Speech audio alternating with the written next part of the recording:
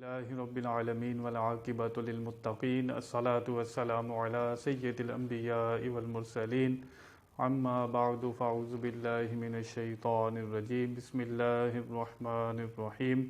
میرے محترم ناظرین و سامعین السلام علیکم ورحمۃ اللہ وبرکاتہ۔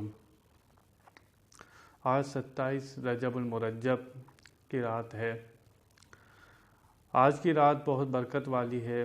اس رات میں ہمارے آقا صلی اللہ تعالی علیہ وسلم کو اللہ تعالیٰ نے وہ کمال اور افضلیت عطا فرمائی جو کسی نبی کو حاصل نہیں ہوئی۔ اللہ تعالیٰ نے خود آپ کو آسمانوں پر بلا کر اپنا دیدار کرایا اور اپنی قدرت کی نشانیاں آپ کو دکھائیں۔ یہ ایسا معجزہ ہے کہ مخلوق میں کسی کو نہیں ملا۔ اللہ تعالیٰ نے اس کا ذکر سورہ بنی اسرائیل کی پہلی آیت میں کیا ہے۔ چنانچہ اللہ تعالیٰ ارشاد فرماتا ہے سبحان الذی اسری بعبدہ، پاک ہے وہ ذات جو لے گئی اپنے بندے خاص کو جس نے سیر کرائی، لیلاً رات کے کچھ حصے میں، لیلا من المسجد الحرام الى المسجد الاقصی، مسجد حرام سے مسجد اقصی تک، الذی بارکنا حولہ لنریہ من آیاتنا انہ هو السمیع البصیر، تاکہ اللہ تعالیٰ اپنی قدرت کی نشانیاں دکھائے اور وہی سننے والا ہے اور وہی دیکھنے والا ہے۔ اس آیہ مبارکہ میں اللہ تعالیٰ نے سفر معراج اور جو حضور کو سیر کروائی ہے اس کا ذکر فرمایا۔ مسجد حرام سے مسجد اقصی تک، یہ سفر قرآن کی نص سے ثابت ہے۔ جو اس سفر کا انکار کرے گا وہ ایمان والا نہیں رہے گا۔ مسجد اقصی سے آسمانوں تک، آسمانوں سے قرب خاص تک احادیث صحیحہ سے ثابت ہے، اور وہ احادیث حدیث متواترہ کہلاتی ہیں۔ جو ان کا انکار کرے گا، اس سفر کا انکار کرے گا، وہ ضرور گمراہ ہوگا۔ سفر معراج بطور آزمائش ہے ایمان والوں کے لیے۔ میرے آقا صلی اللہ تعالی وسلم جب سفر معراج سے واپس آئے تو جب آپ نے ابو جہل کو اس واقعے کے بارے میں بتایا تو اس نے فوراً اعتراض کیا اور پروپیگنڈا کرنا شروع کر دیا، اور طرح طرح کی اس نے باتیں کی۔ منافقین، مشرکین تو اس طاق میں رہتے تھے کہ کوئی کمزوری ہمیں ملے۔ انہوں نے حضرت ابوبکر صدیق رضی اللہ تعالی عنہ سے جا کر کہا کہ تمہارا جو پیارا ہے جس سے تم بہت محبت رکھتے ہو، وہ یہ بات کہہ رہا ہے کہ وہ راتوں رات آسمان پر گئے اور جنت کی سیر کی، دوزخ کو ملاحظہ فرمایا، اللہ تعالیٰ کا دیدار کیا۔ ابو جہل نے کہا، صدیق اکبر رضی اللہ تعالیٰ عنہ نے فرمایا اگر میرے محبوب یہ بات کہہ رہے ہیں تو وہ جا بھی سکتے ہیں اور آ بھی سکتے ہیں، لمحے بھر میں یہ سب کام ہو سکتا ہے۔ جو لوگ سفر معراج کا انکار کرتے ہیں، کچھ پڑھے لکھے یہ کہتے ہیں کہ اتنی سی دیر میں اتنا لمبا سفر، عقل اس بات کو نہیں مانتی کہ یہ کیسے سفر ہو گیا سیکنڈ کے اندر۔ اگر آپ قرآن پاک کا مطالعہ کریں تو آپ کو بہت سی چیزیں قرآن پاک میں نظر آئیں گی جو عقل اس کے سامنے عاجز ہے، جیسے ملکہ بلقیس کا تخت کو لانا۔ سورہ نمل میں آپ یہ واقعہ پڑھ سکتے ہیں۔ حضرت سلیمان علیہ السلام اپنے درباریوں سے فرما رہے ہیں کہ کون ہے تم میں سے جو ملکہ بلقیس سے آنے سے پہلے وہ تخت لے آئے۔ ایک جن نے کہا میں آج کے آج لے آؤں گا۔ حضرت سلیمان علیہ السلام نے فرمایا نہیں، مجھے اس سے بھی جلدی چاہیے۔ تو ایک شخص بولا جس کے پاس کتاب کا کچھ علم تھا، وہ حضرت سلیمان علیہ السلام کا امتی تھا اور آپ کی امت کا ولی تھا۔ اس نے کہا میں لے آؤں گا، آپ اپنی پلک نہیں جھپکائیں گے، میں لے آؤں گا۔ وہ کتنے میل کے فاصلے پر رکھا ہوا تھا اور کتنا لمبا تھا، وہ کتنا چوڑا تھا، اور وہ کہتے ہیں میں ابھی کے ابھی لے آؤں گا۔ سلیمان علیہ السلام نے کہا لاؤ، انہوں نے کہا یہ رکھا ہے۔ آپ نے آنکھ جھپکائی، دیکھا تخت سامنے رکھا ہوا ہے۔ عقل اس بات کو مانتی نہیں ہے، اور قرآن میں یہ واقعہ موجود ہے کہ آن کی آن میں کام ہو گیا، اور اتنی تیزی سے کام کا ہو جانا عقل اس کے سامنے عاجز ہوتی ہے۔ حضرت عزیر علیہ السلام کا واقعہ بھی قرآن میں موجود ہے۔ اللہ تعالیٰ جس کے لیے چاہتا ہے ٹائم زیادہ کر دیتا ہے، جس کے لیے چاہتا ہے ٹائم کم کر دیتا ہے۔ زمانے کے لیے وہ ٹائم ہوتا ہے 300 سال، 309 سال یا 100 سال، لیکن وہ دوسروں کے لیے جو بندہ سو رہا ہوتا ہے اس کے لیے وہ ٹائم ہوتا ہے 1 دن یا آدھا دن۔ سورہ بقرہ میں حضرت عزیر علیہ السلام کا واقعہ موجود ہے۔ اللہ تعالیٰ نے آپ پر نیند کو طاری کیا تو آپ سوئے 100 سال۔ جب 100 سال کے بعد اللہ تعالیٰ نے جب جگایا تو پوچھا اے عزیر علیہ السلام تم کتنا سوئے ہو یہاں پر؟ انہوں نے کہا 1 دن یا آدھا دن۔ اللہ فرماتا ہے کہ تم 100 سال سوئے ہو۔ 100 سال سونے کے بعد وہ یہ کہہ رہے ہیں کہ میں 1 دن سویا ہوں۔ اصحاب کہف کا واقعہ قرآن میں موجود ہے۔ اصحاب کہف حضرت عیسیٰ علیہ السلام کے امتی، ان کے ولی بادشاہ تھا، وہ اپنے آپ کو سجدہ کروایا کرتا تھا۔ انہوں نے کہا ایمان بھی بچانا ہے، جان بھی بچانی ہے۔ یہ اس سے راتوں رات انہوں نے سفر کیا، اس کے ملک سے نکل گئے، ایک غار میں جا کر رات کو آرام کیا۔ اللہ تعالیٰ نے ان پر نیند کو طاری کر دیا۔ جب وہ اٹھنے کے بعد آپس میں پوچھ رہے ہیں کہ ہم کتنا سوئے ہیں؟ انہوں نے کہا 1 دن سوئے ہیں، آدھا دن سوئے ہیں۔ قرآن میں اللہ فرماتا ہے وہ 309 سال سوئے۔ ان کے لیے وہ ٹائم کتنا تھا؟ 1 دن یا آدھا دن، لیکن زمانے کے لیے وہ ٹائم کتنا تھا؟ 309 سال۔ تو اللہ تعالیٰ قرآن میں شروع میں ہی فرما رہا ہے سبحان الذی اسریٰ، وہ پاک ہے جس نے اپنے بندے کو سیر کرائی۔ جب وہ ہر چیز سے پاک ہے، ہر کمزوری سے پاک ہے، ہر معذوری سے پاک ہے، تو پھر کہ بندہ کیسے گمان کر سکتا ہے کہ اللہ تعالیٰ جس کے لیے جو چاہے اللہ تعالیٰ کر سکتا ہے۔ آپ کے سامنے یہ 3 واقعات میں نے رکھے، قرآن میں موجود ہیں۔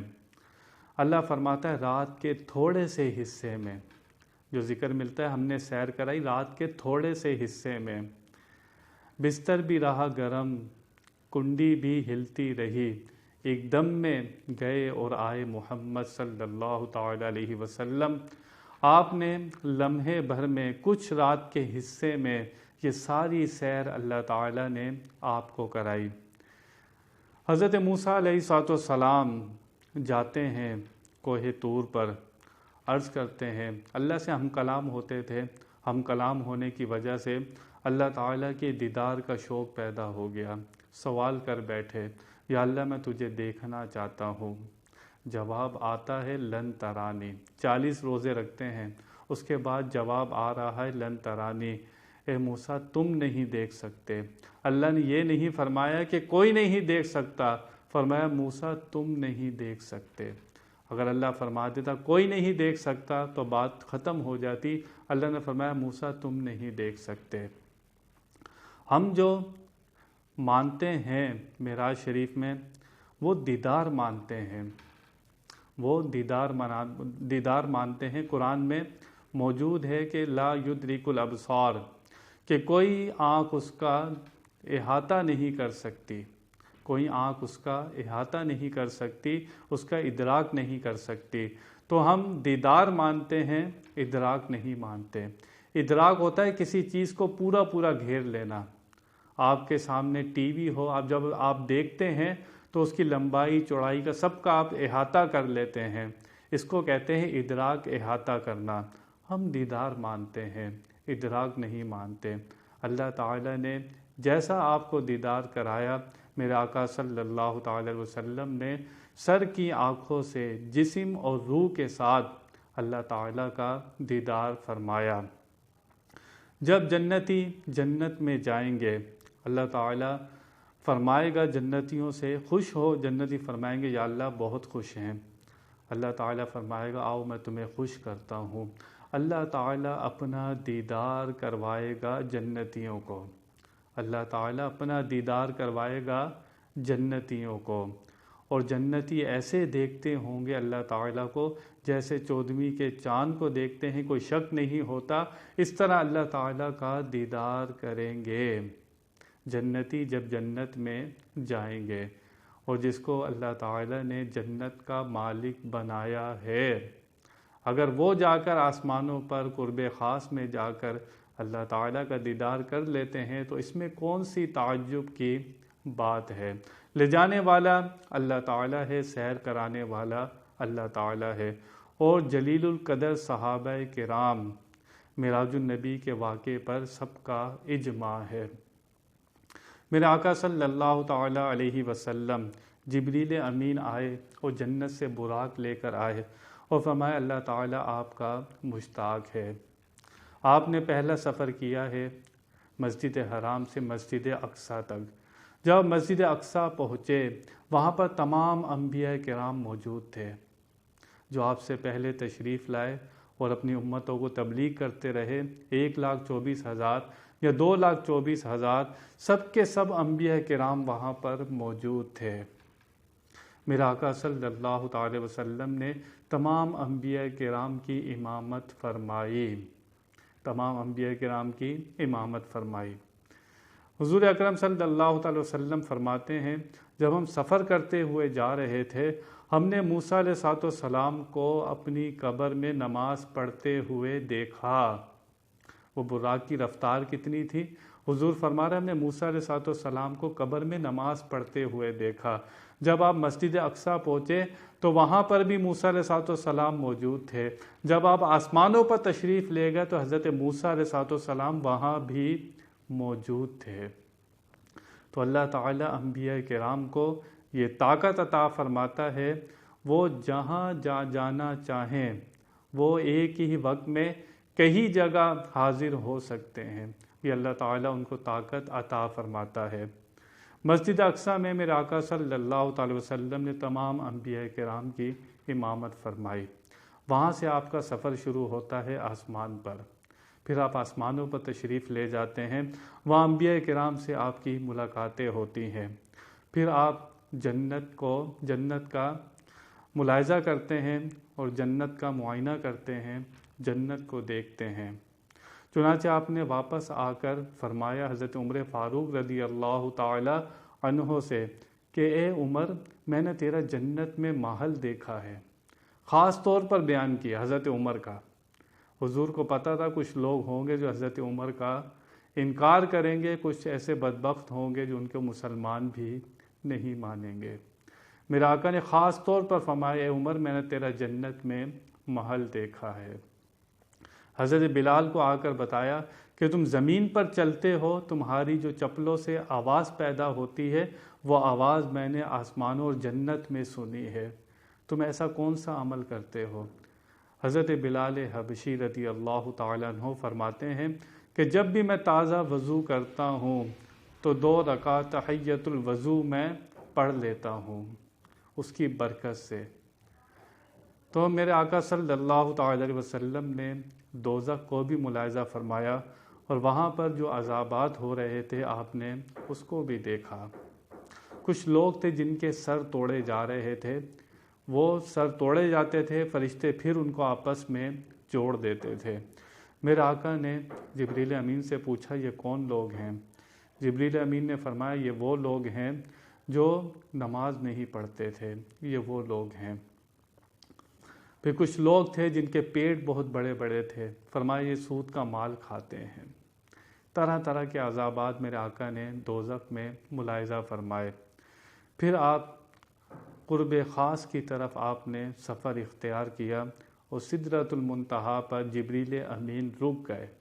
سدرۃ المنتہا ایک بیری کا درخت ہے، یہ جبریل امین کا رہنے کی جگہ ہے۔ اس سے آگے جبریل امین عرض کرتے ہیں یا رسول اللہ اگر میں اس سے آگے بال کے برابر بھی بڑھوں تو اللہ تعالیٰ کے نور سے میرے پر جل جائیں گے۔ بال کے برابر بھی آگے اس سے اگر میں گیا اللہ کے نور سے میرے پر جل جائیں گے۔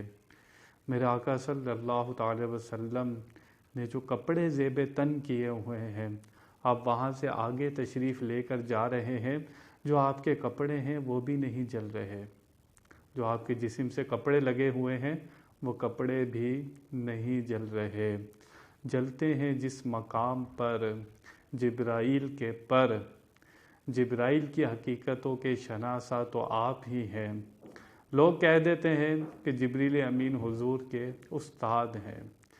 پوچھنا بے علمی کی دلیل نہیں ہوتا، پوچھنا بے علمی کی دلیل نہیں ہوتا۔ اللہ تعالیٰ نے بھی جگہ جگہ سوالات کیے ہیں، جیسے فرمایا اے موسیٰ تمہارے دانے ہاتھ میں کیا ہے؟ اللہ تعالیٰ سوال فرما رہا ہے کہ تمہارے دانے ہاتھ میں کیا ہے۔ ماسٹر صاحب اسکول میں کہتے ہیں بچوں سے کہ بتاؤ سومناتھ کا مندر کس نے توڑا؟ تو سوال کرنا بے علمی کی دلیل نہیں ہوتا۔ میرے آقا صلی اللہ تعالیٰ علیہ وسلم اللہ تعالیٰ کے قرب خاص میں تشریف لے گئے۔ اللہ نے فرمایا دوست کے پاس آتا ہے، کوئی تحفہ لے کر آتا ہے، حضور نے فرمایا التحیات للہ والصلوات والطیبات، میری تمام عبادتیں قولی فعلی یا اللہ سب تیرے لیے ہیں، میں تیرے لیے سجدہ لے کر آیا ہوں۔ اللہ نے فرمایا السلام علیک ایھا النبی ورحمۃ اللہ وبرکاتہ۔ حضور نے کہا السلام علینا، یا اللہ تیرا سلام مجھ اکیلے پر نہیں، السلام علینا، یا اللہ تیرا سلام ہم سب پر، وعلی عباد اللہ الصالحین، اور یا اللہ جو خاص بندے ہیں ان پر بھی تیرا سلام۔ پوری امت پر اللہ تعالیٰ کے سلام کو میرے آقا نے ڈیوائیڈ کر دیا اور خاص لوگوں کو الگ کر دیا۔ میرے آقا صلی اللہ تعالی وسلم قرب خاص میں جا کر بھی اپنی امت کو بھول نہیں رہے، وہاں بھی امت کو یاد رکھا۔ اللہ تعالیٰ نے وہاں پر خاص طور پر میرے آقا صلی اللہ علیہ وسلم کو نماز کا تحفہ دیا۔ وہ کتنی نمازیں دی؟ 50 نمازیں۔ اللہ نے فرمایا اپنی امت سے کہو 50 نمازیں پڑھے۔ میرے آقا 50 نمازیں لے کر واپس آ رہے تھے تو موسیٰ علیہ السلام نے روک لیا، وہ کہنے لگے کہ اللہ تعالیٰ نے کوئی تحفہ دیا ہے؟ حضور نے فرمایا ہاں 50 نمازیں دی ہیں۔ موسیٰ علیہ السلام نے کہا میری امت پر 2 فرض تھیں، وہ نہیں پڑھتی تھی، میرا بڑا تجربہ ہے اس معاملے میں، آپ جائیں اللہ تعالیٰ سے کم کرائیں۔ میرے آقا نے 9 چکر لگائے، ہر چکر میں 5 نمازیں کم ہوتی تھی۔ آخر میں اللہ نے فرمایا کہ ہماری بات بدلتی نہیں ہے، جو پڑھیں گے 5 ثواب 50 کا ہی ملے گا۔ حضرت موسیٰ علیہ السلام کے وسیلے سے 45 نمازیں معاف ہو گئیں، 45 نمازیں۔ میرے آقا صلی اللہ تعالی علیہ وسلم قرب خاص میں، اللہ قرآن میں فرماتا ہے اللہ نے جو چاہا اپنے بندے کو وحی کی۔ وہ کیا باتیں تھیں اللہ جانتا ہے، اس کا محبوب جانتا ہے، وہ کیا راز و نیاز کی باتیں تھیں۔ میرے آقا صلی اللہ تعالی وسلم پورا سفر معراج فرما کر رات کے تھوڑے سے حصے میں آپ واپس تشریف لائے، آپ کا بستر بھی گرم رہا۔ میں پہلے بتا چکا کہ اللہ تعالیٰ جس کے لیے چاہے وقت زیادہ کر دے، جس کے لیے چاہے کم کر دے۔ کل قیامت کا دن 50,000 سال کے برابر ہوگا، 50,000 سال کے برابر قیامت کا دن ہوگا۔ جو نیک لوگ ہوں گے، ایمان والے ہوں گے، جو اللہ کے پیارے ہوں گے، وہ ٹائم ان کے لیے ایسا ہوگا جیسے عصر اور مغرب کے درمیان کا ٹائم ہوتا ہے۔ دوسروں کے لیے کتنا ٹائم ہے؟ 50,000 سال کا۔ لیکن جو ایمان والے ہیں ان کے لیے ٹائم کتنا ہے؟ عصر و مغرب کے درمیان کا۔ جو خاص الخاص ہوں گے ان کے لیے وہ ٹائم اتنا ہوگا کہ 2 سجدوں کے درمیان جب بندہ بیٹھتا ہے وہ 50,000 سال کا دن اتنا سا ٹائم ہوگا۔ تو اللہ فرماتا ہے رات کے تھوڑے سے حصے میں ہم نے آپ کو معراج کرائی۔ پڑھے لکھے لوگ یونیورسٹی میں پڑھنے والے کہتے ہیں جب آسمان کی طرف جاتے ہیں تو راستے میں ایسی خلا آتی ہے، اسپیس آتا ہے کہ وہ بہت گرم ہے، جو اس سے گزر جائے وہ جل کر راکھ ہو جائے گا. اس سے اوپر اسپیس آتی ہے، بہت ٹھنڈ ہے وہاں پر، جو جائے اس کی کلفی بن جاتی ہے. تو پھر وہی بات ہے، اللہ فرماتا ہے لے جانے والے ہم ہیں، ہم نے سیر کرائی. تو پھر عیسیٰ علیہ السلام کے بارے میں کیا کہو گے؟ اللہ تعالیٰ فرماتا ہے ہم نے انہیں آسمانوں پر اٹھا لیا. تو حضرت عیسیٰ علیہ السلام کیسے چلے گئے؟ حضرت آدم و حوا جنت سے نیچے کیسے آ گئے؟ اگر وہ اسپیس اتنی گرم ہے، وہ اسپیس اتنی ٹھنڈی ہے، تو آدم علیہ السلام کیسے زمین پر آ گئے؟ عیسیٰ علیہ السلام کیسے آسمانوں پر چلے گئے؟